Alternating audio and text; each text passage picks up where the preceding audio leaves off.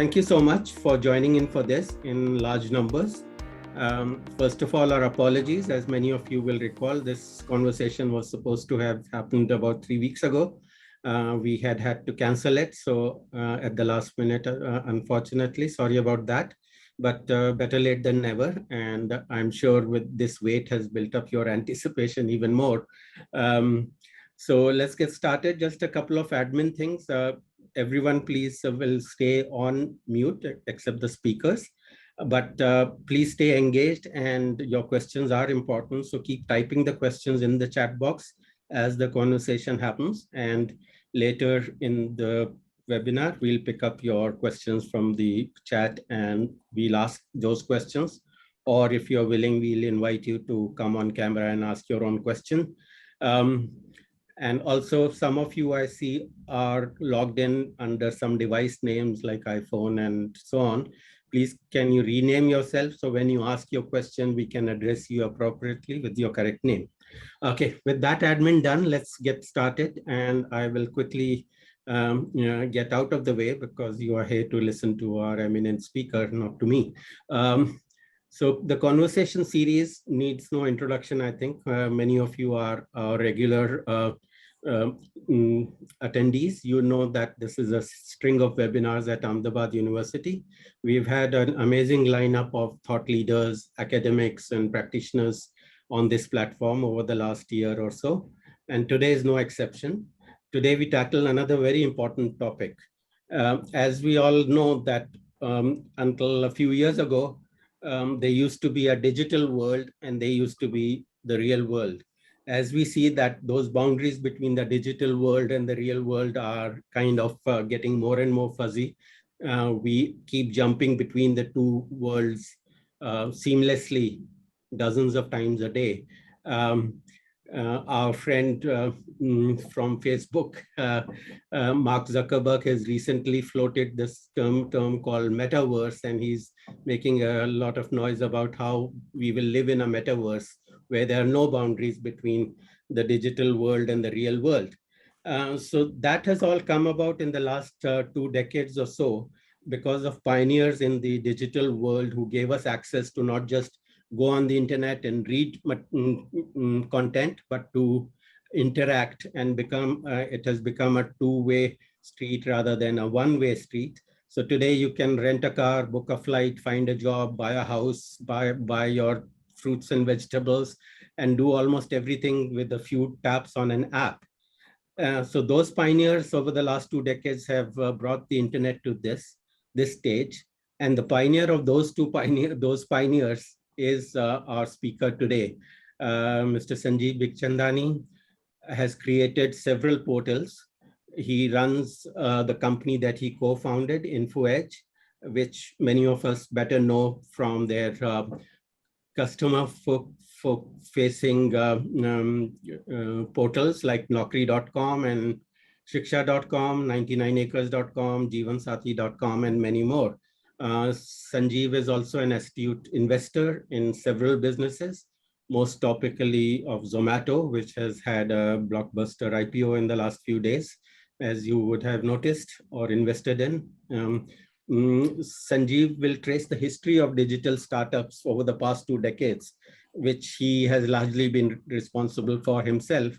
And he will take us through his own inspiring journey from a small startup to market leadership in most of these areas that he operates in. And that will hopefully inspire many aspiring entrepreneurs and students in our audience today.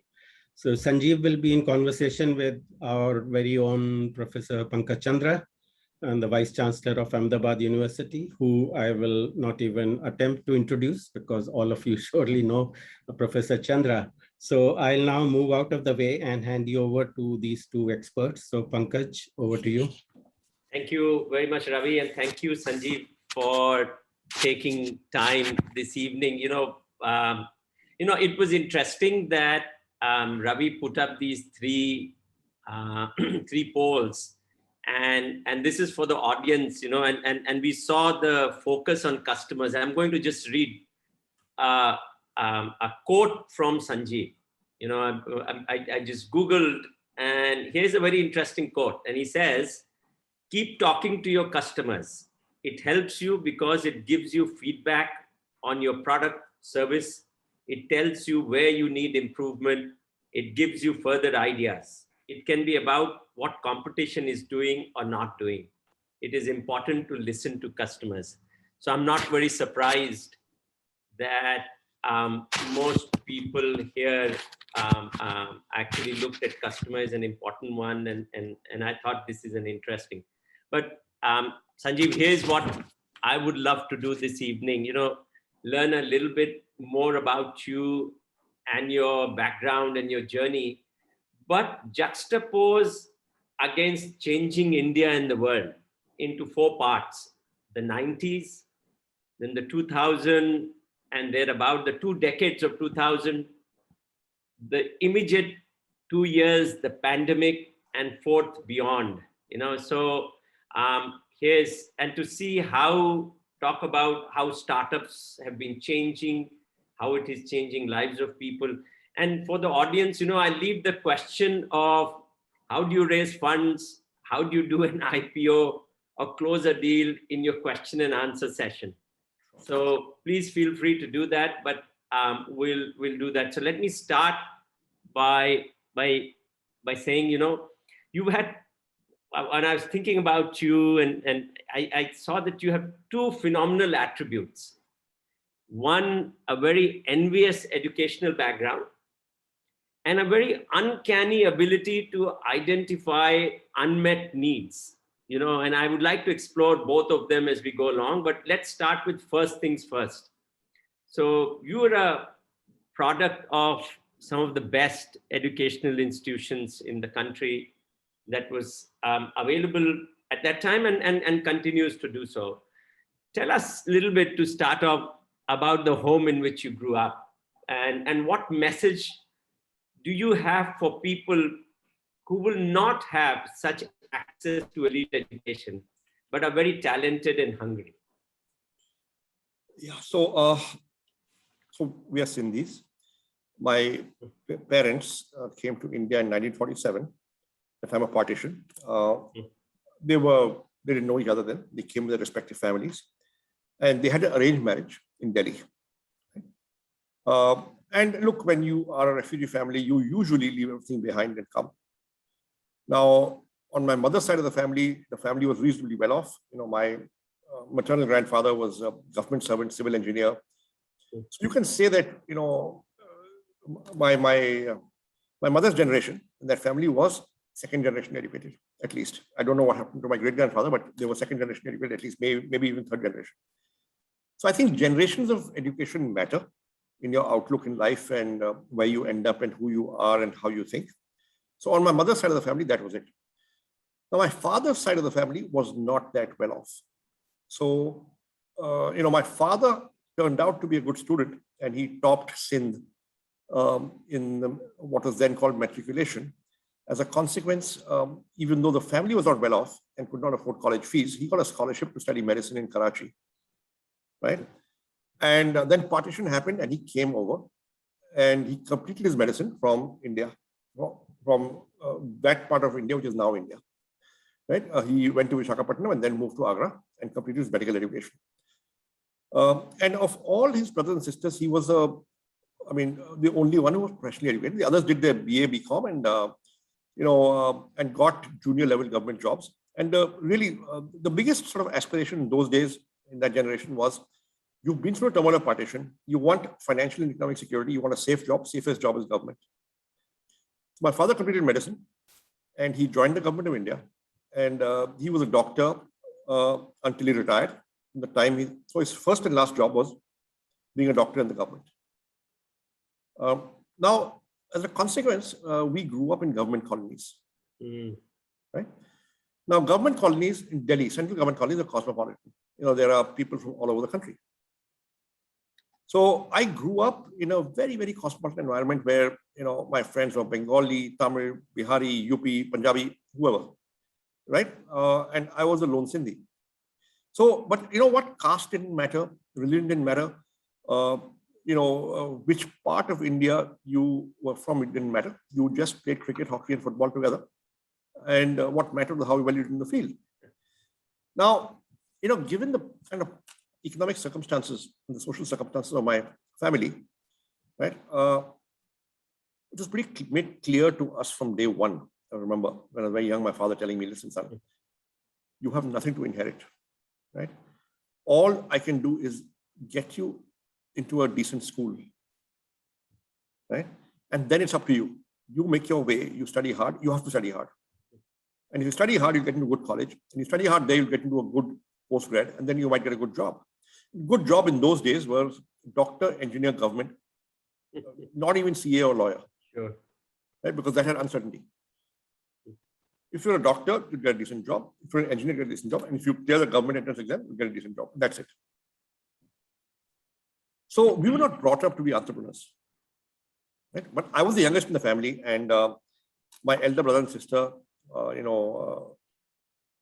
have repeatedly told me that I was spoiled and pampered and stubborn and obstinate, and I got my way. Right? And my sister was 9 years older, my brother was 7 years older, so there was a large gap. So they said, look, you get to do stuff that we never got to do when we were your age. Right? Now, it's kind of hard for young people to imagine, but there was nobody had TV at home. And those who did, there was one TV set, black and white, among 25, 30, 50 families. Only one TV channel coming for 3 or 4 hours a day, Doordarshan, right? What was then called All India Radio. Right. We were allowed to see movies maybe once in 3 or 4 months in the cinema hall, because movies were considered a bad influence. TV was a distraction, right? Our job was to read books and study hard, and play games for physical fitness and for character building. Sports could not be a career. Right? I went to an all-boys school, which was called St. Columbus in Delhi. It's rather well known. And in those days, it was academically possibly the best school in the country. And tough on discipline. So, if you didn't do your homework, you got caned. If you, if you made a noise in class, you got caned. Right. I remember there was this, you were not allowed to have hair over your ears. So there would be this guy with a pair of scissors, and if you had hair over here, he'll cut one side and send you home, embarrassed. In the 70s, bell bottoms were in fashion. But the school had a rule that, look, if your bell bottoms are more than 22 inches, we will staple them. Yeah. And there was a guy with a stapler, big stapler, who would come and staple your trousers. So, we studied hard. We studied hard not because we loved to, but because we had to. It was the only way. And you weren't a real man if you didn't get into IIT. Okay, it was that kind of school. Right. Okay, so my brother went to IIT, he did well. He went to Ahmedabad, he did well. He did a PhD from Stanford. He was academically, the gem in the family. I was the kind of student who, my brother always came first in class, and I went to the same teacher 7 years later, and they would always compare me, right? And in my whole life, in my entire academic career, school, college, IMA, I never ever came first in my life, not even once. Okay. Now I could study and deliver, because in the exams that mattered, class 10, class 12, IIT entrance, all that, I would clear them, right? And I would achieve my goals. But I was never ever deeply passionate or interested in my studies in a systematic manner that I would finish at the top of the class and do so consistently over 12 years. So I would say I was a capable student, a high potential student, but never applying myself well enough to studies. But I would achieve my goals. So, I wrote the IIT entrance exam, and I studied hard for it, because, it was expected that I'd go to IIT, because my brother had gone there, all my friends wanted to go there, teachers in school were putting pressure, right? And so I had said I'll go to IIT. It was expected of me. So I studied hard for the IIT entrance, and as luck would have it, I qualified, right? And when I went for the medical counseling, when you get admission to IIT, there's a counseling, there's a medical test, right? I learned I was partially colorblind, right? And so this doctor says, son, it's okay, you can join. Some careers will be close to you, some department will be close to you, but, and it'll go down in your permanent medical record, but it's okay, you can join. 80-90% is open for you. But, for the first time, I sat and thought, so it's like this. When I was in class 11, the country was shifting over from class 11 to class 12. Right? And it was states were doing so on a staggered basis over a period of 3 years. So the IIT folks had said, okay, you can write your IIT exam after class 11, even if you're in a state that has class 12. So without a school, board exam certificate, you can join IIT as long as you complete class 11. Now, Delhi was switching over in the last year. So I had got into IIT after class 11 without a class 12 pass certificate, without a board exam certificate. And so I was faced with this thing, and I said to myself, you know what? Supposing I have to leave IIT after a year or two, for whatever reason, I'll be nowhere. I won't even have I won't have a class 12 school leaving certificate. I won't have a board exam certificate. Then I'm dead, right? And I sat for 2 weeks, I sat and thought. And I said, you know what? I don't think I should join IIT without a class 12 certificate because I'm colorblind. And what was happening was that next year, you could only write the IIT exam after class 12. It was becoming a 4-year program from a 5-year program. My junior batch couldn't write it because they had not done class 12. My batch, all the good guys had gone. So I said, I tell you what, I'll continue in school. I'll finish class 12, write the exam again. And I should have a good chance of getting in again for all these reasons. And so after 2 weeks of thinking hard about it, I chucked up the IIT admission and stayed on in class 12. But in that 1 year, I went through a huge self-examination, a kind of existentialist kind of crisis. Who am I? What am I? Why am I? What do I want to do the rest of my life? Most importantly, why do I want to be an engineer? Now, I came to one stunning realization. You know what? I don't want to be an engineer. I just want to be an IITian. I want that label. I want that brand. I want to join that tribe. I'm decent at physics, chemistry, and maths, so I can clear the exam. But I don't know what an engineer's job is. And I don't know if I want to do it. So I don't want to be an engineer necessarily, but I want to be an IITian. Ko chhapa chahiye, brand chahiye. So anyway, I wrote the exam again. As luck would have it, I got in again. But this time, I did well enough in my class 12 board exams to also get economics at St. Stephen's. Now, I had taken science and biology in class 11 and 12. I had no clue what economics was. But I did well enough in the exam and interview to get admission. But I said to myself, listen, this is a 3-year program. That's a 4-year program. Why should I spend 4 years doing something I'm not passionate about when I can spend 3 years doing something I'm not passionate about? Right? See, when you pass out of class 12, right? I was clueless. Most people are clueless. They're drifting. They don't really know.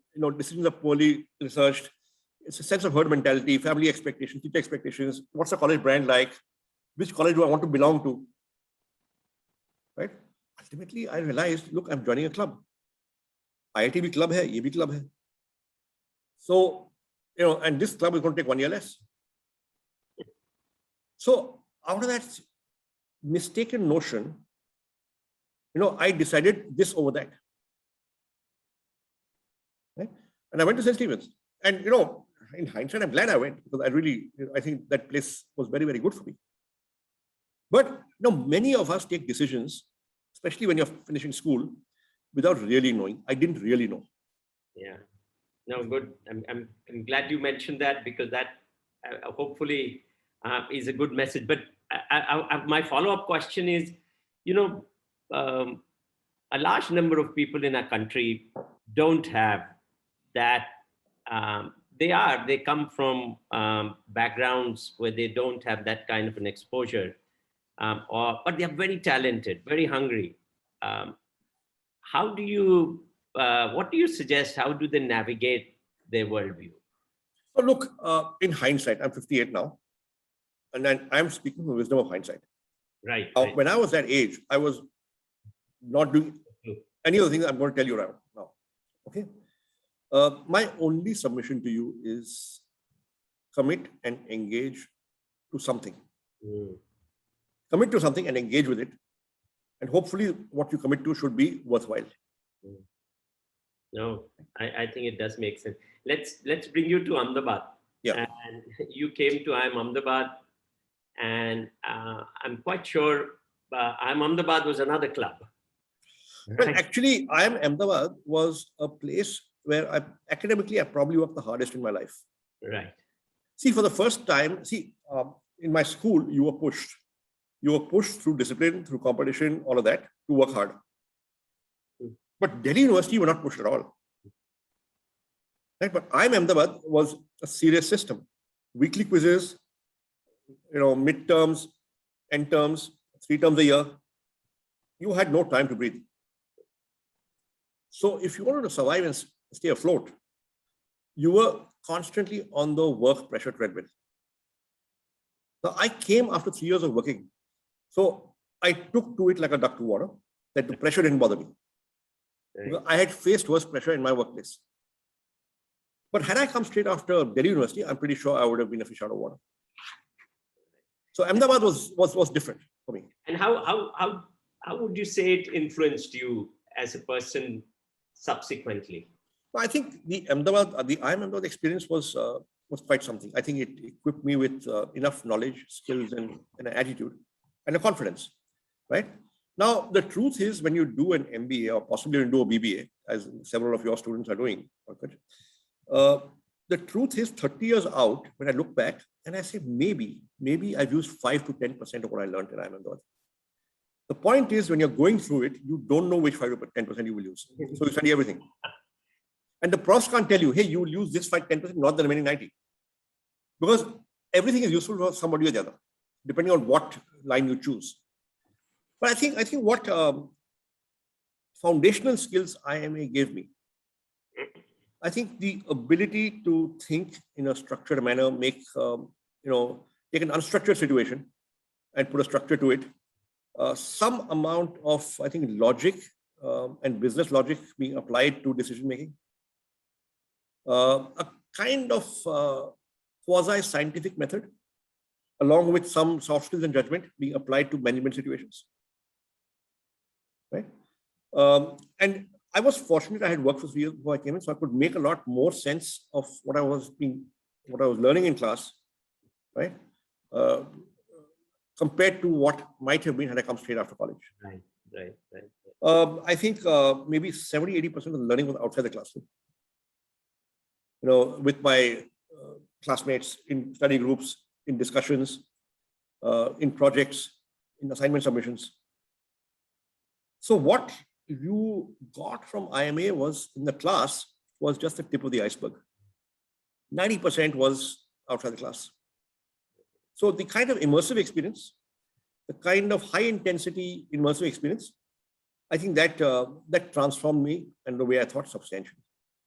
No, thanks. I think it's always said about such cultures that they transform you through these very engaging processes.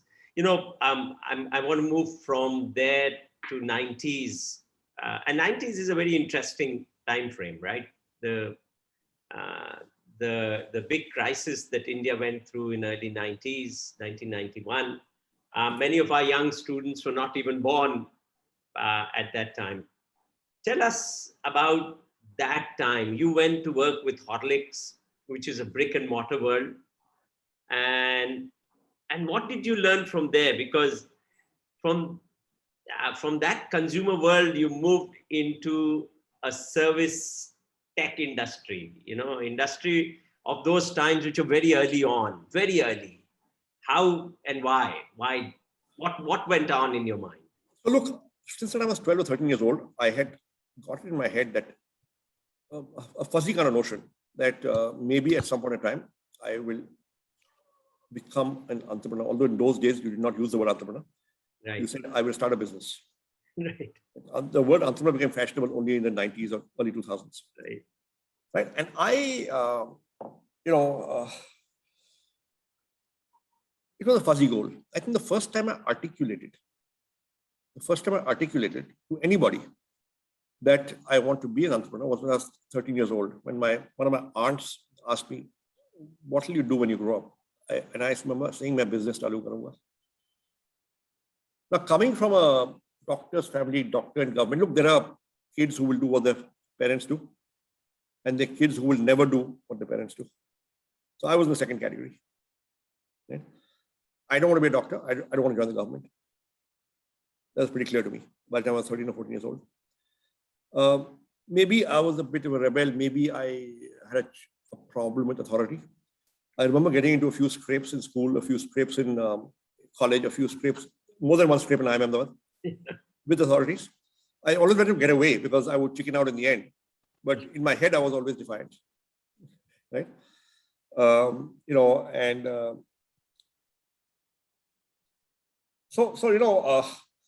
I had decided to be an entrepreneur. Now, this is a fuzzy goal. Kabhi karenge, aage jaake. It is always aage jaake, a few years later, right? Because quite honestly, I am from a government officer's son, government officer's family, right? And to be able to say that I will not take a salary check home every month and be in a secure job was a huge step for me in my head. No matter what noble medium-term ambitions I may have to be an entrepreneur, but will I quit tomorrow? The answer is no. The answer is no. I'll always find a reason to postpone it. And that's what happened to me. I worked in, so as it happened, so I joined St. Stephen's College, and my brother had finished from Ahmedabad, who was working in a company. And after 1 year, he said, this is rubbish, I don't want this. And he got an admission to a PhD in the US. He says, I made a mistake by going to Ahmedabad. I'm not interested in a corporate sector job. I'm interested in academics, so I'll do a PhD. And he got admission at Stanford to do a PhD in economics and at the business school. And and there were 4 of his classmates from Ahmedabad who did the same thing in this year, at the same time. Wow. Okay. All chucked up corporate sector jobs, and they were plotting and planning together, I guess, that we got to do this. Okay. And their visa interviews in Delhi with a US embassy on the same day.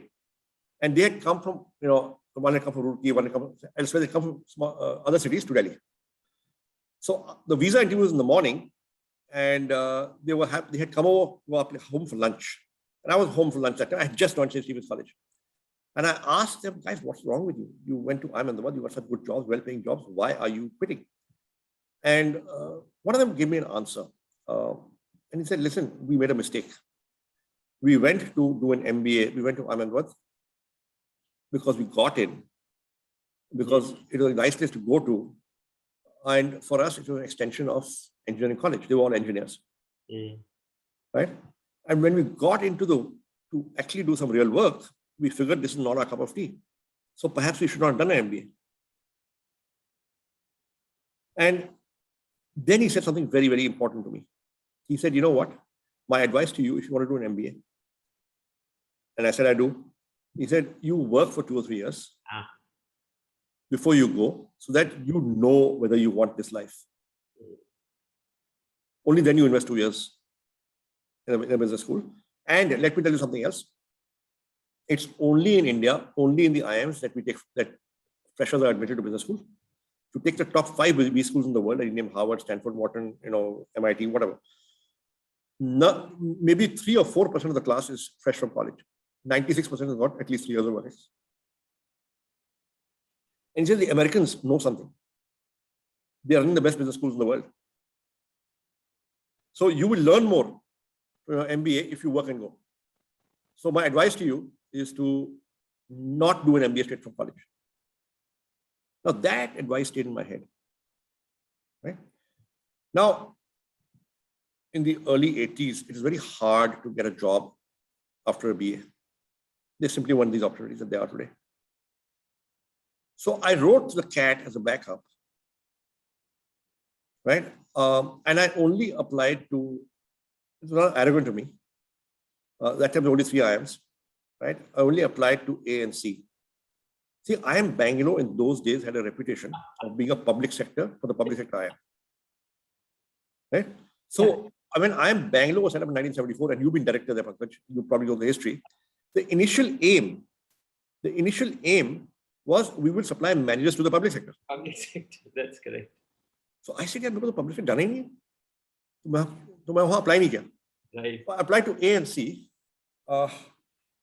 As luck would have it, I got into C. Okay, and I got a job at Lintas because they had come to hire. And you know, I think I was rather stuck up and arrogant in those days. Right? So I didn't apply to B. I applied to only A and C. I was conceited. You know, I figured I had done well in the CAT. मेरा हो जाएगा. You know, I had done well in the GMAT before that. Okay, so I was confident. There were 5 companies which came to hire from college. I applied to only 2. See, हो जाएगा मेरा. Right? And as luck would have it, I got IIM Calcutta and I got Lintas. So 1 out of 2 IIMs I got, and 1 out of 2 companies I got. I didn't get the other company. Other company I applied to was Brookmont. Right? मेरे को Brookmont नहीं मिली, मेरे को Lintas मिली. So Lintas में I kept that advice in mind, and I went to Lintas instead to work for 3 years. And you talked about the consumer, you know, in the beginning, and I think that those 3 years in Lintas is what really shaped me in professionally in 3 or 4 different ways. Number one, I got personally very, very well organized, but it took 3 years and a lot of beating. I took a lot of beatings before I became well organized. I think when you're in a highly operational job where you're juggling 30 or 40 different balls in the air at the same time, you know, you either fail or you get operationally very, very well organized. So for 1 year I failed, and I failed repeatedly, and I got beaten up regularly by my bosses. But at the end of 1 year, I was so well organized, handling, you know, 30 or 40 jobs in parallel. Right? So I was in client servicing, account servicing, in an ad agency. And, you know, if you know the account servicing job, the client servicing job in an ad agency, you know, as a trainee in client servicing, you're at the bottom of the food chain. Yeah. Right? You know, and I went into Lintas with a very high opinion of myself. You know, I got into IIT, didn't go. I got into Stephens, I got into IIM, didn't go. Now I'm here, so I must be really smart. Right? But within 3 months, I figured out nobody cared. You may be who you are, but how good are you today to do this work today? Right? And if you're not good, dude, I don't care what your CV is like. You bloody well better be good and organized and prompt. Good. Yeah. So, you know, I think a lot of rough edges, a lot of, so, you know, you were made to be humble. So all your conceit wore away, and not in a manner that was gentle, often embarrassing, right? But I think the Lintas experience for me was also transformational. I learned to be humble. I learned to be less conceited. I learned to have respect for others, no matter what other backgrounds they came from. And I learned that, look, I wasn't the smartest person in the world. And even if I was, the other guys got more power over me. So it's not about how smart you are, it's about how well you conduct yourself with people. So the client servicing job really is about, you know, you're trying to, your job is largely a coordination job. So on one side, you've got the client who's giving you a brief. Above you, you have your boss and your boss's boss and your boss's boss's boss. Nobody's reporting to you. You're 21 or 22. In any case, you don't know how to handle a team. And you've got to get work out of maybe 7 or 8 or 9 different departments to create a piece of output, which is an advertisement. And then take it back to your boss, saying, this is what they produced. I hope you think it's okay. This is what I'm taking to the client. Hope the client thinks it's okay. And you're accountable. So you're accountable with zero authority, and you know, and you're responsible and you're accountable, but you have zero authority. You're trying to get people, work out of people who are not reporting to you. And there are 10 people like you trying to get work out of the same department at the same time and get their job done before yours, and you're trying to get yours done before theirs. So it's competition.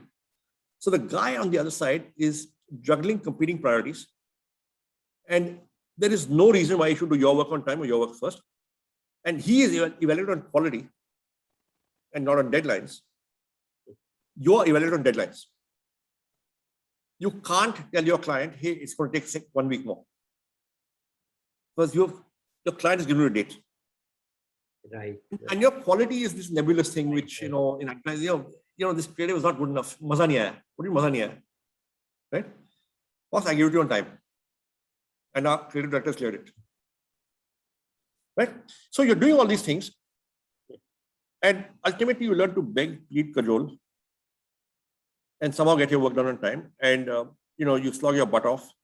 You, as a client servicing trainee, if the copywriter and the visualizer are sitting till 9 p.m. doing your job, you have to sit there with them, even though you have no real work. Because otherwise they'll say, hey, you went home early. We are working late for you. Right? You arrange dinner for them. You make sure it's served. Right? And so your rough edges are worn out. And so I went through 3 years of that. Right? And I went to IMA after 3 years of that, and I was a far, far better, a much more humble person, a far better people's person, right? Far more deadline-driven, goal-oriented, personally well-organized, and no pressure could intimidate me. Amazing. It's kind of interesting. While you were speaking about all these attributes, these are all attributes required to put an enterprise together, to be able to put teams together, to coordinate. Be able to do everything yourself, coordinate with a whole lot of others, listen to them, get them to do things for you. And one thing I also noticed that, you set up Naukri, Jeevan Saathi, 99 acres, and so on and so forth. I was curious, what has been your algorithm for searching for opportunities? Because they all seem to be services, intense need. They were all very unorganized. Because that's the starting point of any entrepreneurial inquiry that anybody wants to do. I'll tell you. So when I was in Lintas, first of all, Lintas has got mostly consumer clients.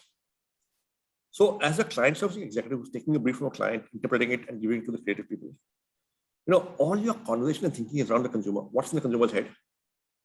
What's the gap? What do we say in the communication that will cause the desired response? So you're always thinking about getting into the consumer's head. 3 years of that, sharp focus on that every day, for at least a part of the day. Rest of the day is coordination and execution. I think one was that experience. Second was the quality of people I was working with. I think there were some really smart people there. Both in creative and in account servicing, really smart people. Okay, and I learned a lot from them. Right. Okay, now the third part of the Lintas experience was that we were always struggling to get paid by our clients. So, you raised a bill and the client would pay after 50 days, 60 days, 90 days, right? But you had to pay the media house in 45 days for the media release. So the branch manager, the accounts person, the finance person was always after us saying, collect this money. So I remember every 3 days there'd be a meeting in the conference room just on collections. Okay. So that gave me one thought. I used to hate going to clients and talking to the junior accounts department guys saying, yeah, bill clear, please. I'm getting beat up in the office, and they didn't care. Right? When I left Lintas, I said, "Jo bhi main karunga. I will take money in advance. I will not give credit. I will not run around after doing the work to get people to pay me. Paisa pheko, tumhe tamasha dekho." Okay, and till date, Naukri charges 100% advance, and we get it. So the thing became that produce something and sell something which is so good and so needed that people don't mind paying you in advance. Now that puts pressure on quality of product, on identifying need gap. But if you do that right, you can get your terms of trade. And that early experience in 3 years, when I'm running after money to collect what is legitimately mine from clients who are reluctant to pay. And I said, I will not be in a business where these are the terms of trade. And therefore, I have to produce a really good product that's so badly needed that I can demand in advance 100% and get it. That became one benchmark for me. Right? Second benchmark, of course, was, if you're saying you want something that's badly needed, then you have to understand the customer's needs. And that is where my consumer focus and Lintes came into play. So if I segue from here into how we get ideas that have worked, right? What I've always said to people who want to be entrepreneurs, young entrepreneurs, I've said that successful businesses are built on deep customer insights, right? Deep customer insights about what? Deep customer insights about unsolved problems of prospective customers, right? And if an unsolved problem is a need gap. So if you observe your customer, talk to your customer, you figure out कि भाई क्या समस्या है इसको, क्या कठिनाई है. There was a joke a friend of mine told me कि भाई हिंदुस्तान में कस्टमर कौन है? ये वो शख्स है जिसको आप इतना कष्ट दे दें कि वो कष्ट के मारे मर जाए, उसे कहते हैं customer. So if you can change that, if you can actually offer people something that they like and they want, they will buy without you having to sell. It's another interesting thing is that right about the time when you were setting these up, most others who were also getting into the tech world were getting into .com or getting into ITS, business to business kind of story, but you stuck to the business to consumer. I think all of it is in there, which is very different altogether. And you grew your organizations. Tell us a little bit about how you grew the tech organization. So look, I did the consumer business because that's what I knew, right? I had worked in consumer marketing. I had worked in advertising. Ultimately people end up doing what they know. तो जो मुझे मालूम था वो मैंने किया. मुझे customer मालूम था, मैंने कस्टमर B2C किया. Right? It was my comfort zone. It came to me naturally, instinctively. Now, so the idea of Naukri came to me when I was working in HMM, now called GlaxoSmithKline, and I was in marketing. I was working on the brand Horlicks, and there were 7-8 of us in an open hall. All from good business schools. I think a few from the IIMs, Bajaj, SPZ, FMS, right? And in an open hall, so I could see what people were doing and I could hear what they were saying on the phone. And I remember that every time the office copy of Business India would come in, right, it would go from desk to desk and everybody would read it from the back. Because in those days, there were 35 to 40 pages of appointment ads in the back of Business India. The back. It was the #1 appointment ad medium for managers. Right? And I said, and people would not even read the article sometimes, just pass it on after seeing the ads. And then they would start discussing, there's a job going here. What do you think?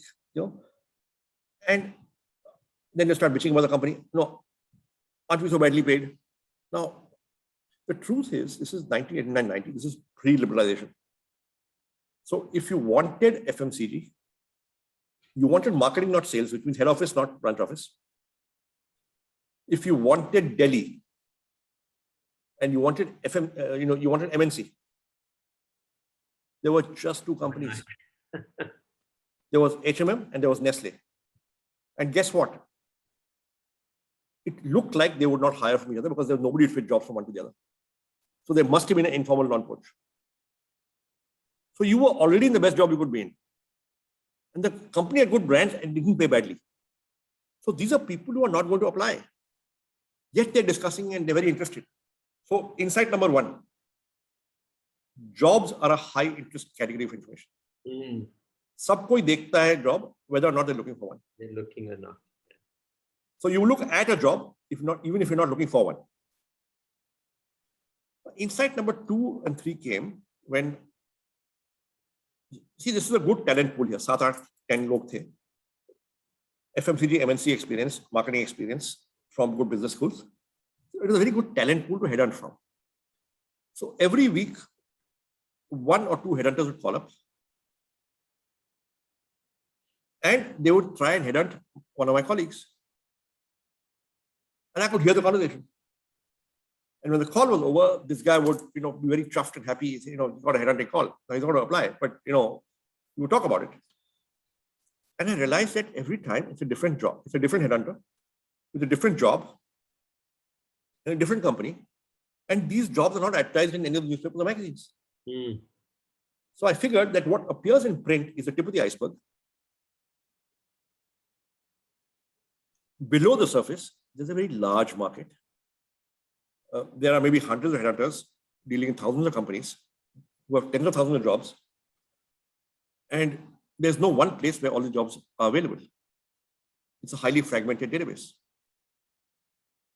Okay? So I joined the dots and I figured in 1990 that, look, if somebody were to aggregate this database of jobs, keep it live and current, something could be done.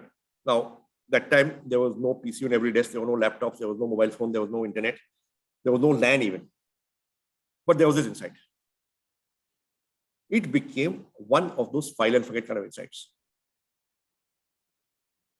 When you want to quit your job and start a business, you get 3 ideas a day.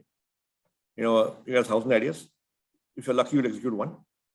This became one of the 999 insights that I would not execute.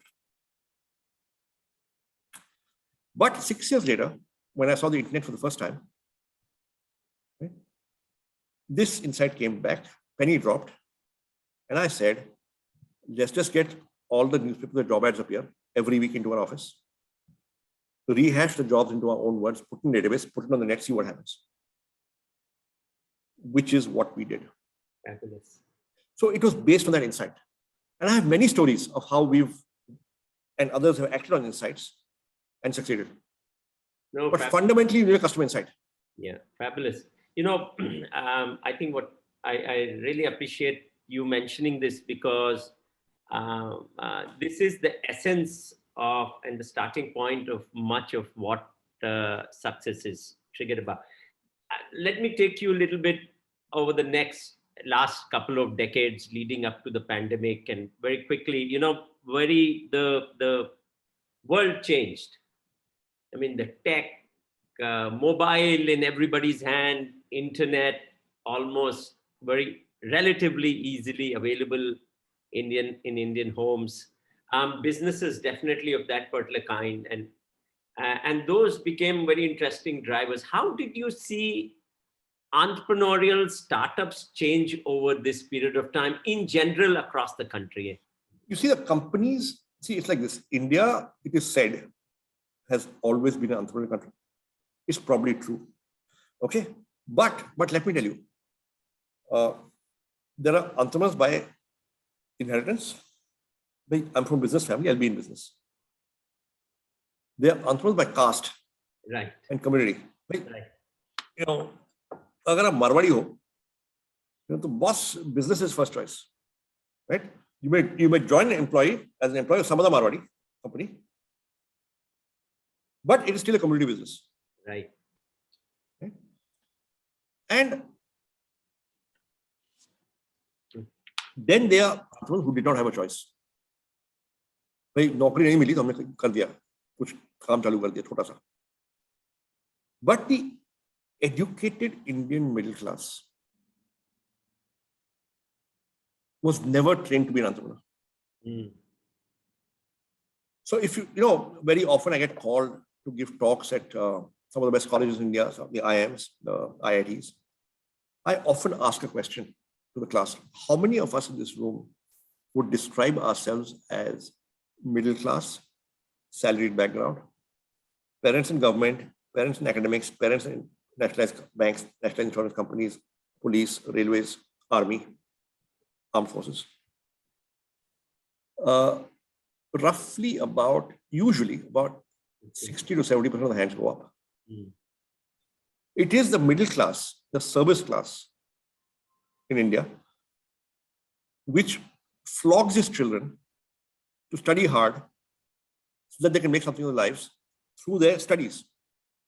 And these are the kids who get into our best colleges, by and large, the most competitive colleges. Right?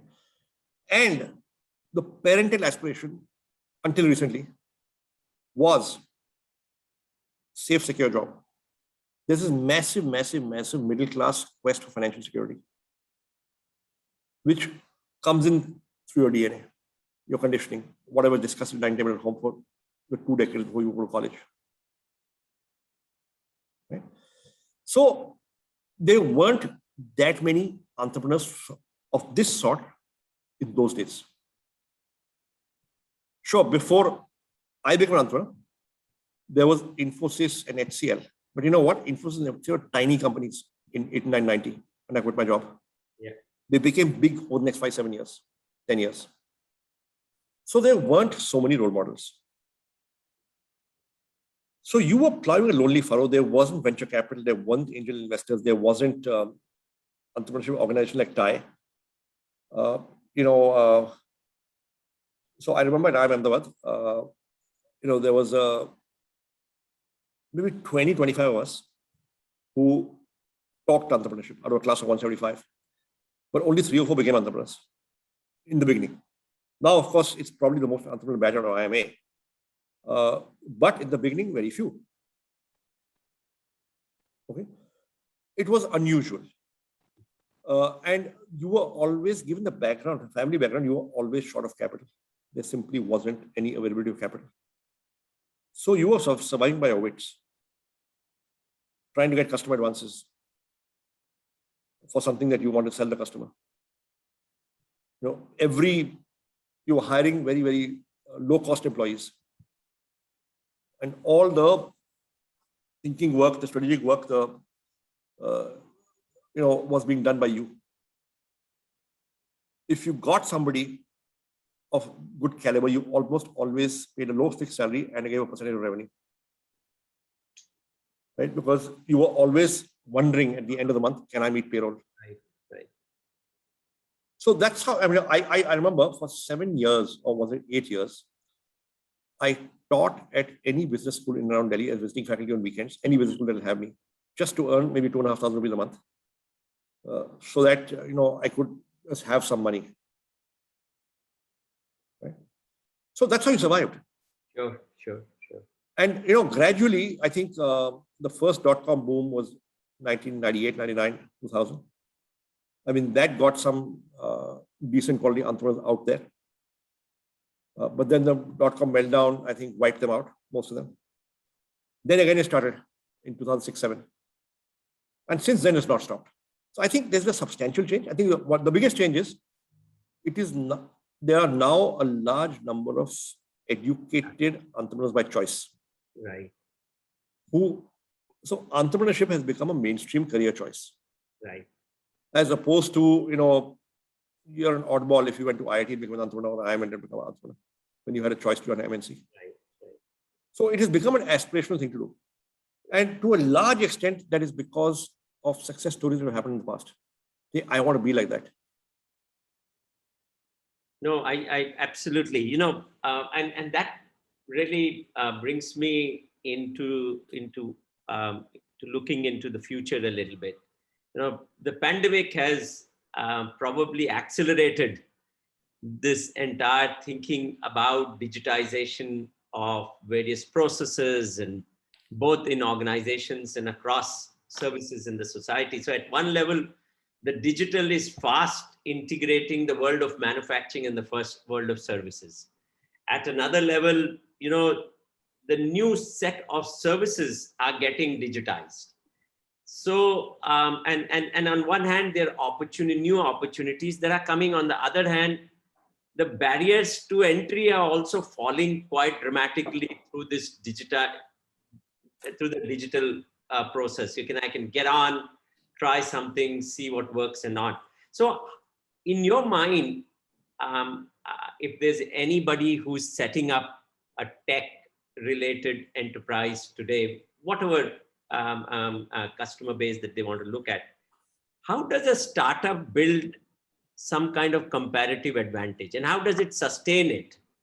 Because of these entry barriers being very low, anybody can enter into it. Where does it sustain this? So I think you got to understand what are the key drivers of the industry or the sector or the market you want to enter or your business model, right? Now, typically, let's say in a B2C kind of online model, where you are trying to create a marketplace, say like Naukri, right? I think first mover is important. Right. B, if not first mover, at least early mover. If you're a late mover, you better be differentiated substantially. Right. With a good value prop. You can't be a me too and survive. Right? And if you are, and what you got to do is get your virtuous circle going. The virtuous circle is the manifestation of the network effect in, let's say, a marketplace model. So what is the virtuous circle in Naukri? We've got the most jobs. Therefore, we get the most traffic. Therefore, basically, that's the insight that people want jobs. So you have to aggregate as many jobs as possible. Right? We got the most jobs, therefore you get the most traffic. You get the most traffic, therefore you get the most jobs. You get the most jobs, therefore you get the most, most response. You get the most response, therefore you get the most clients. You get the most clients, therefore you get the most jobs. It's a wheel that snowballs in your favor. Let's call it a virtuous circle. But essentially, it's a manifestation of the network effect. Right. Because you're big, you get bigger. Right? And if you're able to get that going for you in a marketplace model, in a media market, right? If there is a key driver in your market, right? Then switching costs are very high. Then people can come and spend as much money advertising until they understand this virtuous circle and they can displace you. You can't lose unless you do something stupid. So in 2004, Monster, the big American company, Right. We were private. We had a 10, 12, 15 crore turnover. This thing was $6 billion market cap. And they came and bought out our biggest competitor and they made us an offer and we said no. They got upset. And they announced in the media that we're going to outspend Naukri 2:1 in advertising for the next 3 years, which they did. But they could not dislodge us because we had this is our moat. Right? Now that's the Naukri kind of market. Let's say you're in B2B SaaS. There it is how well you understand the customer needs, how good your product is to satisfy those customer needs. And once you're in there and integrated, are they so dependent on you that they will not switch? Their first mover, land grab, keep on innovating, improving. Don't price it so high that it's compelled to switch. Right? As he puts more and more data on your platform, can you build intelligence on that data? So which only you have. So he's even more dependent on you. So the whole thing is about building dependencies. Right. If you're able to build a dependency, people won't leave you. If you're not able to build a dependency, then people can leave you easily. And they will if somebody offers a 20% lower price. So build dependency, build switching costs. If you achieve these two, in a certain other kind of business, you will succeed. So I think it's about going business by business, whatever you want to enter, and say, what are the critical success factors? What is your primary goal? In Naukri, primary goal, create and then defend the virtuous circle. B2B SaaS, integrate deep, build dependency, increase switching costs. Okay. I mean, a related question is, if you look at many countries around the world, lots of data services have been built around public services for citizens of nation. Things like services for regional transportation services, high-end services on data using satellite maps and so on and so forth, which people can normally use. What stands in the way in India for this to happen in a big way? So point I'm asking is, where is transition going to happen from current state of B2C digitization into the next level? So look, this is not an event, it's a process. Right. And it's happening every day. It's happening with every new startup. It's happening with every innovation in the current startup. It is happening every day as customers get more and more used to a certain way of doing things. Now, I'll give you an example. Take a discontinuous event like COVID and lockdown. I tell you, prior to COVID, prior to March 2020, I would hate a video meeting. Right? And when I was video meeting, I'd tell the CFO, you handle it. It's just a mental block. Post-March 2020, this is the way. Right? Pre-March 2020, you would have called your speaker physically, had a large auditorium. There would be a lamp lighting ceremony. You'll give a bouquet, you will give introduction, then you give speech, and then there'll be talia, and then there'll be some questions, and then close show, have tea and samosas afterwards. That's gone. So people adapt to changing circumstances. People adapt, to whatever is required for the day. So I'll tell you, in the beginning, when we launched Naukri, we got some business from people who actually found the service useful. But we realized after 2 years that, 30-40% of our business is from people who buy the service but don't use it. And I would go there and say, boss, you are paying us, but you're not using it. No, sir, global director, you must do e-recruitment. So if I buy your service, I can put in my slide, I've done e-recruitment. Now, there's no dependency. Right? He can buy any site and say, I've done e-recruitment. So for us, the challenge in those customers was, boss, you got to use it. This is how you use it. Training program. This case study, this customer is doing it this way. Right? So, sometimes you drive change. Sometimes change gets driven by external factors in the environment. Sometimes, it's so obvious that this is great that people just do it.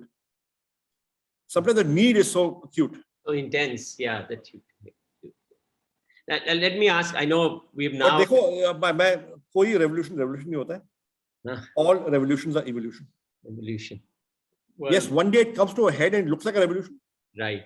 But the background factors are probably there for 10, 20 years before that. Right. No, thanks. I think I'm glad that you mentioned it, that there is a silent set of process underway, and at some point of time you get to see. I have just about 4 or 5 more minutes to go before we start taking questions, but I have 2 questions for you. And one, take you away from tech for a moment, but maybe first one is that as you were building these various businesses, I want to know what kept you awake over the night, and did the issues that kept you awake overnight while you were building businesses change over the last 20 years? So look, I stepped aside as CEO in 2010. It took me 2 years to get used to the idea that I'm not a CEO. Okay, so but after the last 8-9 years, the issues are different for me than they were earlier. When you're running an operating business of a few thousand people, okay, the issues are different. Right. When you were running an unlisted company, issues are different. So issues change, but I think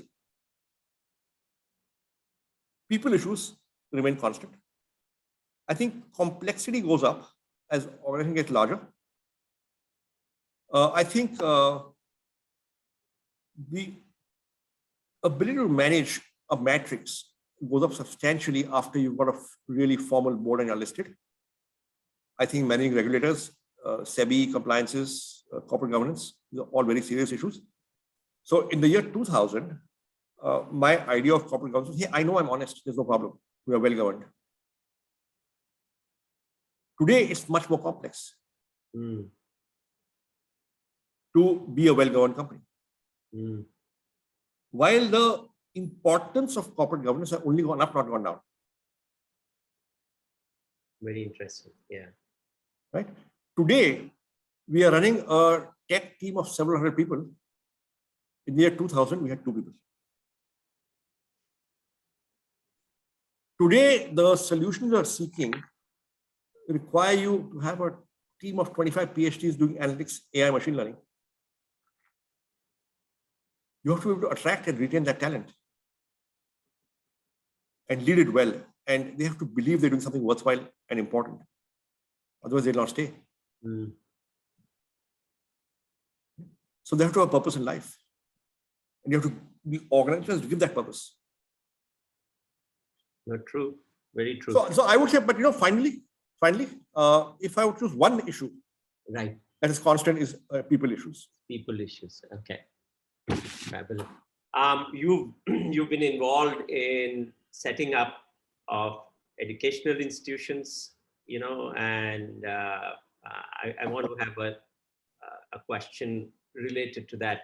How do you see this EdTech world evolving? Because the last 2 years, especially the pandemic year, one thing it has come out, we understand the online now.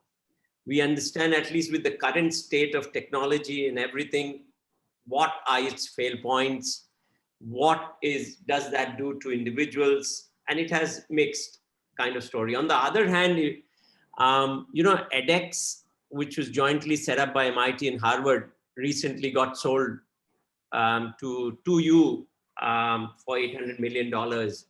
So there is a very interesting move that's happening around the world, and EdTech is all over the place. I want to just hear what your view in that domain. So we invested in a company called Merit Nation. Merit Nation was K-12, India-focused, CBSE, ISC, ICSE, right? And maybe we invested in 2008 and we stayed invested in 2019, 11 years, right? And maybe it was a little too early for its time. Therefore, it didn't get the kind of success that, say, a Baidu has got, right? But see, we've got a few customer insights again. And this was something, which in hindsight is blindingly obvious. But in foresight, it was very hard for us to see. Right? So here's a simple insight. 95% or more of students don't study because they want to study. They study because they have to study. So there's a whole jail theory of school. If you send a child to school for 5-6 hours a day, he's going to stay inside the classroom and he has to listen to the teacher teaching, and he has to do homework and prepare for tests, and he has to pass exams to go to the next class, otherwise he'll be branded a failure. And there are exams every term. He will study because he has to study. In my school, part of the reason we studied was because we were afraid of getting caned if we didn't. Right? Now, a site like Merit Nation, right? Or let's say a kid comes home from school, he gets a tutor coming home, if you can afford one. The tutor sits across the table and makes him work. So he does his homework in front of the tutor. Again, he's being made to study. Only 3 or 4 or 5% of the students are so interested in studies that they study on their own. Right? Now, the Merit Nation and others like that are unsupervised self-study. The moment it is unsupervised self-study, the people may buy, out of noble intention, because parents said, yeah, buy it, I'll give the best to my kid. But if people don't use it every day, A, you don't build a dependency. B, the renewal rates are very low. Right? Then are you really getting value? Right? Now, until you can crack that piece, you really can't build something so useful. So will the physical education student die out? I don't think so, because human nature does not change. Human nature is, I'm not really interested in studies. Right. Well, the payoff is after 15 years, 18 years. Why on earth should I study today? Right? Also, I'd much rather, play this, get on to WhatsApp and talk to my friends. Yeah. So because human nature will not change, I don't believe the old model is dying away. It may get integrated, maybe hybrid, maybe this plus that. Okay, but the old model is not going away in a hurry. Right. Perfect.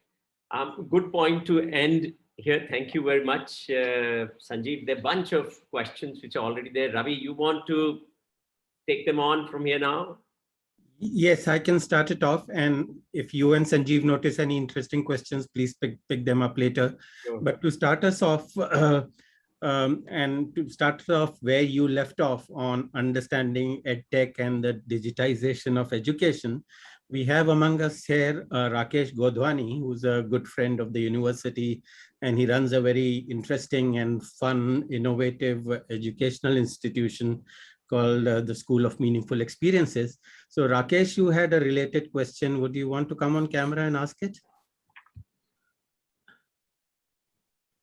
Yes, thank you very much, Ravi. And what a fascinating conversation. It's always a joy to hear to Professor Pankaj and today to Mr. Sanjeev. Thoroughly enjoyed it. I'm going to take that conversation of EdTech a little bit forward. Sanjeev, do you see, I know you've answered this, that brick and mortar is here to stay, it's not going to go away. But do you also see online creating inroad into more mass education? And the second question is, since you have covered the first one, is that EdTech today is highly focused on test prep and K-12. Do you see other skills like the liberal arts skills, soft skills also picking up in the country and becoming more mass than what they are today? Look, EdTech has a role, definitely. EdTech has a role to serve, first role, to serve underserved markets, underserved communities, underserved populations, right? So if you say academically the best school in the country or the most reputable school in the country is DPS Arkipuram in Delhi, if you can take the DPS Arkipuram classroom experience and give it to every child who wants to log in, right, and watch it with a good user experience, will it find takers? Answer is yes. But out of every 100 to start, maybe only 5, 7, 8, 10% will do it seriously. Right? But if that 5, 7, 8, 10% is of a very large base, a substantial number of people will benefit. Just one example. You talked of liberal arts. Yes, it is possible. But again, only enthusiasts will do it diligently, unless there's an outcome at the end of it. That outcome is a degree, a certificate, a job, an admission somewhere. So I think the vast majority of Indians are outcome driven. I will study hard for the class 11, 12 exam because I will get these marks on the board. This marks on the board will give me that admission. I'll study hard for the IIT entrance and take coaching class because then once I get into IIT, my life is made. I will study hard for IAS because then ab main IAS ban chuka hu. I will study hard for CA exam because once I clear, I'll get a job as a CA.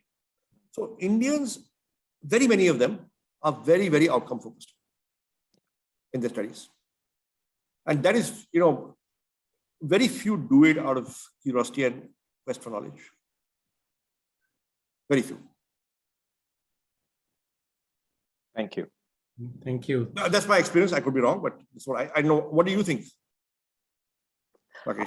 I feel things are changing slightly. There has been, you have been one of the founding members of Ashoka. I know Professor Pankaj is doing a fascinating thing with Ahmedabad University. My son got into both of them, and we were enjoying the choice that we had. There is a tectonic shift in education that I see on ground reality, and not many universities are able to move quickly to the ground realities. And when I see a Minerva in San Francisco trying to change that with an online, there definitely is a shift. So there are few people who will always be the IIT, IAS types. That's never going to change in our country.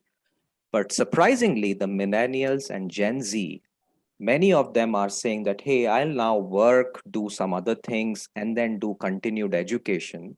And I need a more longer approach towards learning, which is more practical, entrepreneurial. And there My seems to be, submission on that is it is possible that the people who are doing that are from families where the economic circumstances are such that they will have a soft landing anyway, whether or not they get that qualification. Right? We have invested in a company called Adda 24/7. Adda 24/7 is an online test prep for exams for government jobs. You will be amazed at the kind of traffic and attraction that it gets.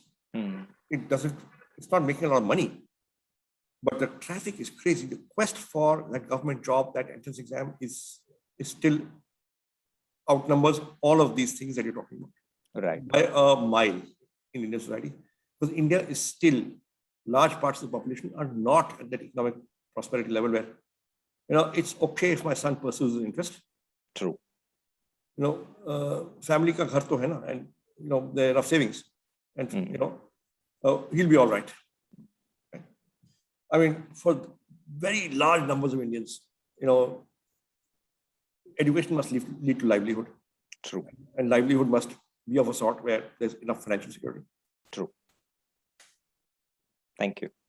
Thank you, Rakesh. Pankaj, would you want to? No, I think so well said by both Sanjeev and Rakesh. I don't have to add, but I just feel that we have yet to cross the Rubicon of skill-based learning online.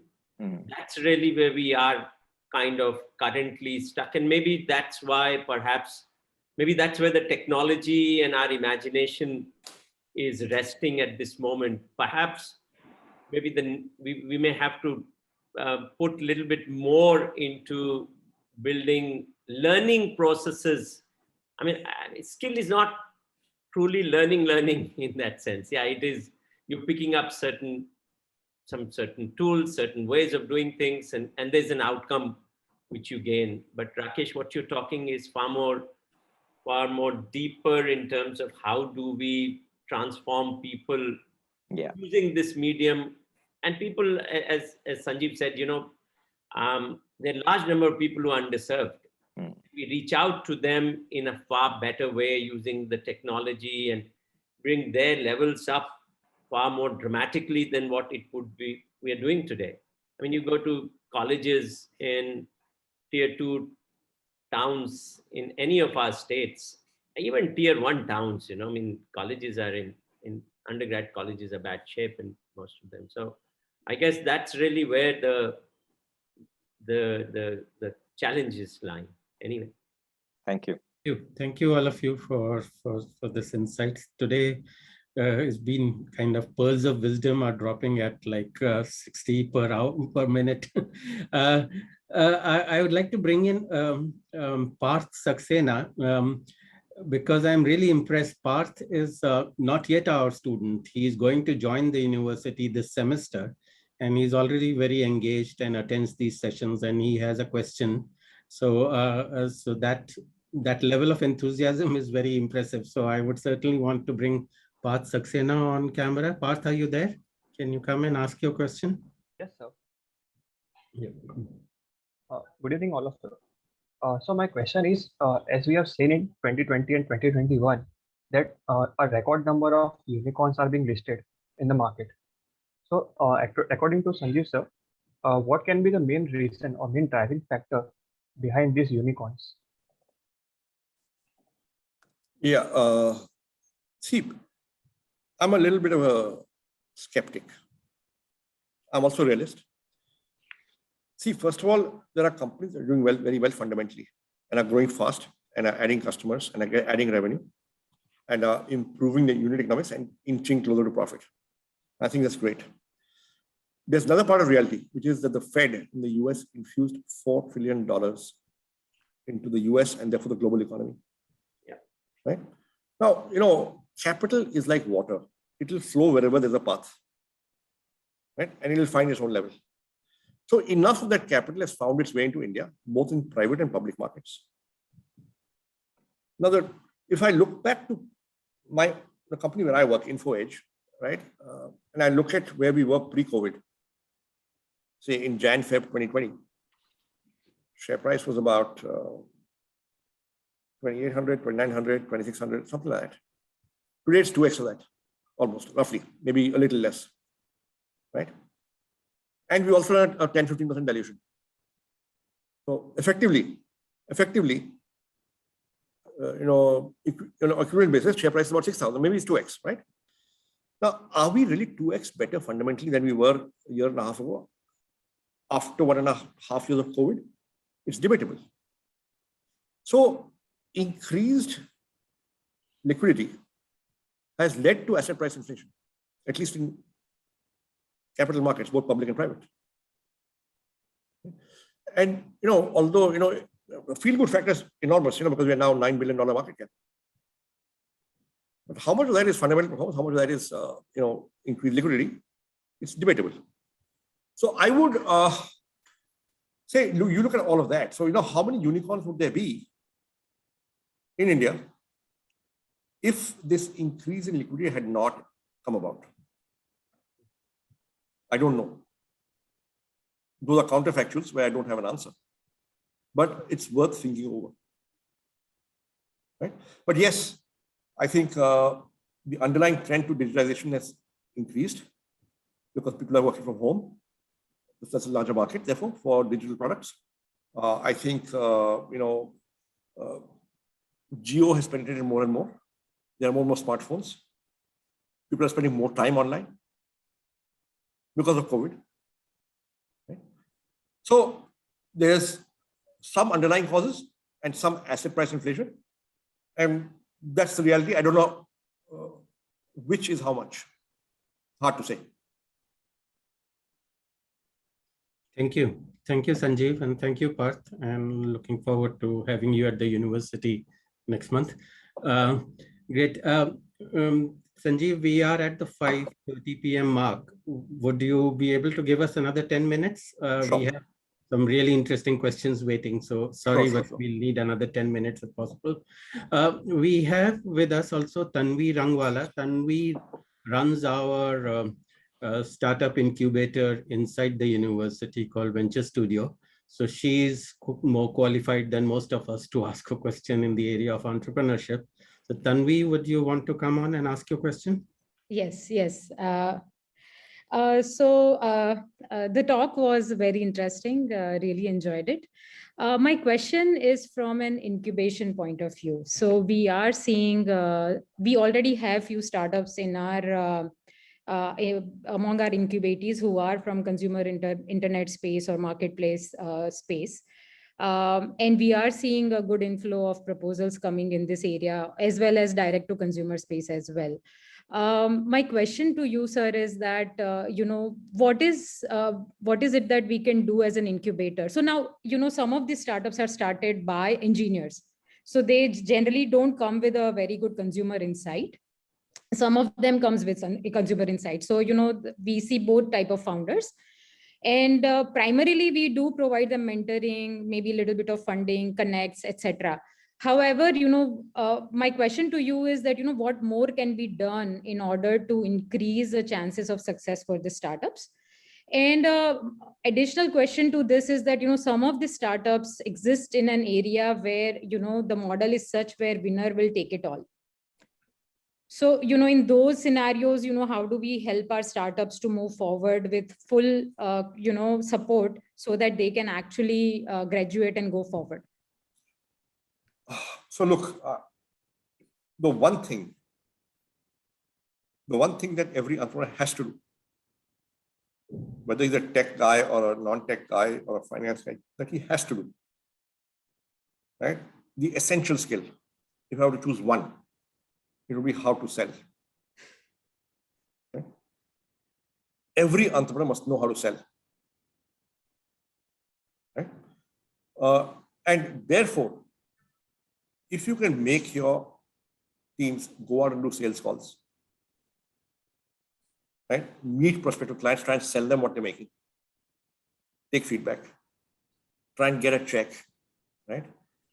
And they do that for 3 months. That experience alone is worth its weight in gold. Correct. Most engineers who are producing tech will say, I don't want to do it. But if they want to be, successful entrepreneurs, I think they'll have to learn to do it. कि सबको बेचना आना चाहिए. Correct. Right?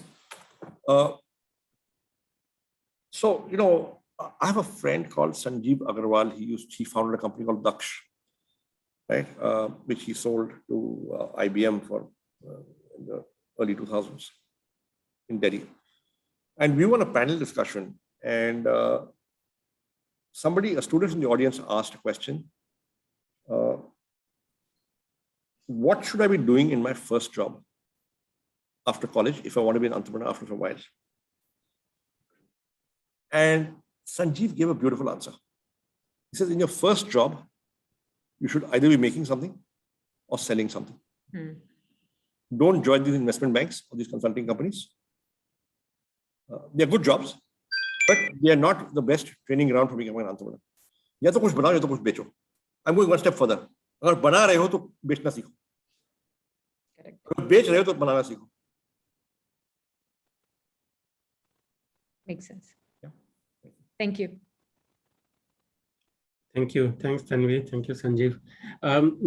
We can quickly bring on our colleague Pankaj Vash. Pankaj Vash is a professor of practice at our university, and he's before that run Accenture in India for several years. Pankaj, you are here. You can ask your question or make a comment. Yes, I'm there. Thank you. Well, Sanjeev, good afternoon.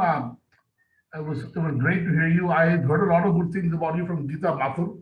All right. We're also on another board together, so it's great to hear you directly. And interestingly, I was also one of those students who joined IIT after class 11 without a class 12 degree certificate. So interesting to compare notes. I'm going to have a question on another dimension of your career. Besides being a successful entrepreneur, you've also been a very savvy investor in some of the new age companies, Zomato being one of the examples. So 2 questions around that. One is, what is your view on the valuations that these businesses are getting, and how will they ever be justified? And the second question is, all of the foreign capital is cornering the market, in a sense, in many of these large emerging unicorns. How does that really going to pan out for us as an economy with foreign ownership of many of these young, successful companies? See, I'll ask you your first question first. Now, are the valuations fair? Can they be sustained? Right? My answer to that is, look, if the market is giving a certain valuation today, that is a fair valuation today. Will the fair valuation tomorrow, tomorrow's valuation be higher or lower? I don't know. And I can't say. The way we look at it in our company and the way we advise all our investing companies look at it, listen, you don't focus on the valuation, you focus on running the business. Right. Valuation, आप नहीं set करोगे, market set करे. आज up है, कल down होगी, फिर up होगी. You do not try to fix your valuation. You simply run the business. Market goes up, you run the business. Market goes down, you run the business. Market stays where it is, you run the business. That's it. Just run the business. Then ignore everything else. The rest is noise. Right? You talked about foreign ownership of all these companies. You have to live with that. Quite simply because India there isn't enough risk capital. Right? If you say that the only venture capital available in the market will be capital that is originated from India, you'll be down to 5 or 10% of all venture capital availability today. So these companies simply will not get built. Right? Now, if it takes foreign capital to do that, so be it. Right? Eventually, as these companies list, they will get some more Indian shareholders, they will get some foreign shareholders, and the public markets will determine kitne Indian and kitne foreign hai. Yeah, well, hopefully our market economy will mature, so there are more people willing to invest. Early stage venture capital, the needs and demands are so high that I don't see Indian origin when early stage venture capital going beyond 15-20% of needs in the near future, in the foreseeable future. You will still get 80% from outside. Well, I think hopefully the growing demand will incite more people to look at this more actively. So actually, the challenge in India is that, you see, early stage venture capital, you're talking about 8 to 10 year lock-in, right, in an illiquid asset, high risk with no visibility of what will happen. Indians have traditionally shied away from these kind of investments. There's an investor psychology issue at play here. There's a cultural issue at play here. But hopefully the market will evolve and mature over time. Thank you. Thank you. Thanks, Pankaj. Thanks, Sanjeev. Just one or two last questions before we let you go, Sanjeev. Let's go back to another student of ours. Raj Shah has a question for you. Raj, you're there?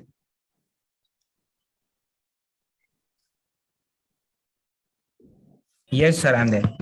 Yes, yeah.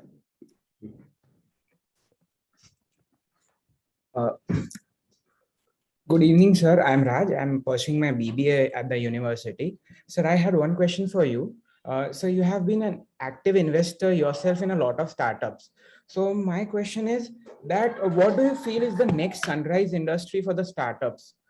Because a lot of startups are picking up in India. So what do you feel is the next big thing in the startups that is going to come up? So the most honest answer I can give you is I don't know. Okay. So the way we invest is we don't do it top down and say, hey, this sector looks promising. Let me go and research this sector. And then let me invest in a company there. Right. If you were to do that, then we'd say, okay, fine. We are in 4 classified sectors. We have not done automobiles. Let's do automobiles. In automobiles, we might come back and say, hey, the first and second site are too expensive. We'll invest in site number 5. Site number 5, you're going to lose. So as far as we are concerned, that's the wrong way to do it. What we like to do is just meet 1,000 startups, whoever we can meet, come across, research the market, inbound interest, outbound interest, right? And once you research the market and you just meet 1,000 startups, you figure out what's bubbling up. 10 years ago, 11 years ago, if you told me if we'd done a top-down approach, we would never have got Zomato. I mean, who would have thought restaurant listings was going to be important in 2010? But we met them, we liked them, there was something interesting, they had traction. We said, let's put in 4.5 crores. How does it matter? Likewise for Policy Bazaar. If somebody had told us that it's in, insurance comparison might be weak 10 years from now, I would have said, what is insurance comparison? So for us, it is about going bottom up, seeing what's bubbling up from underneath, and then picking what you like. And, you're in a space in the internet where categories are being created. Categories are hard to predict. If you find people who are creating new categories, right? So they might do it or they might not. But if they do it, they'll become very big. So, Hindi picture, I think 70s mein, Jo Jeeta Wo Sikandar. It's a bit like that. Thank you. Thank you, Raj. Maybe one more, Sanjeev, if you don't have to rush. Yeah. Pallavi is a professor at our university. Pallavi, you had a question you want to ask?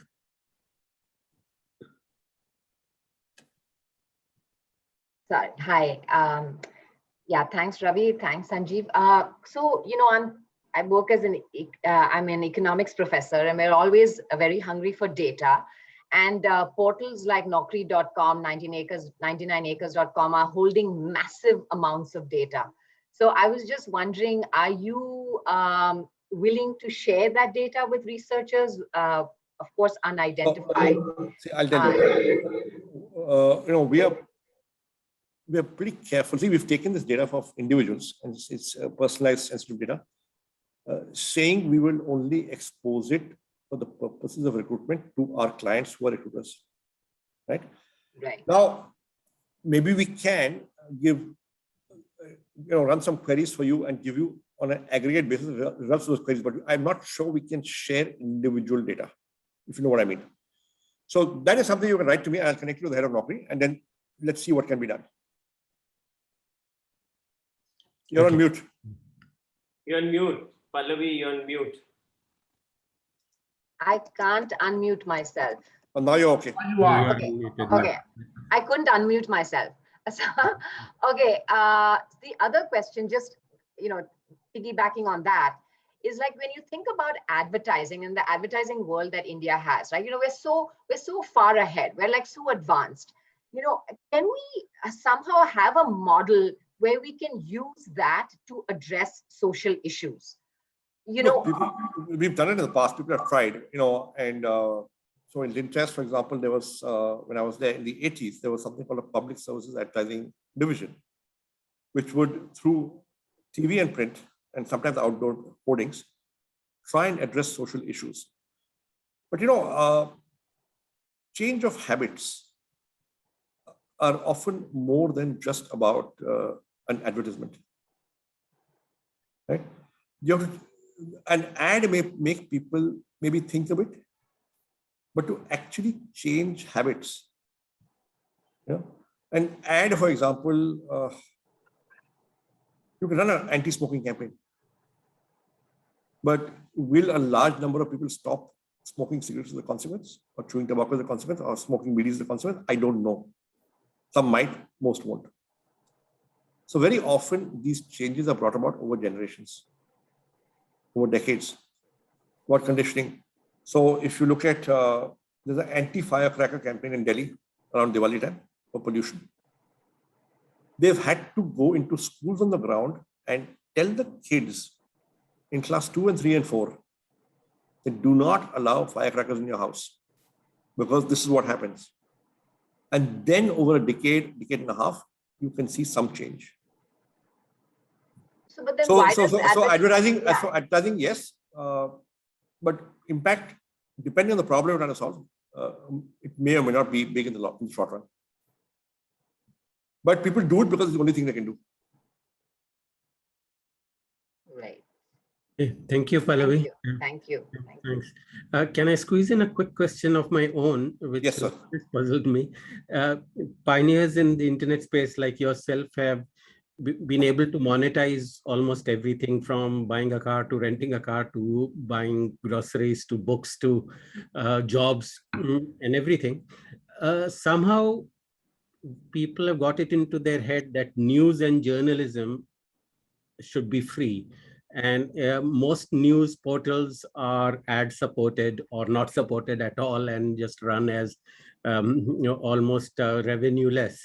Why has news not been able to package and sold on a subscription basis? And do you think that's an untapped market?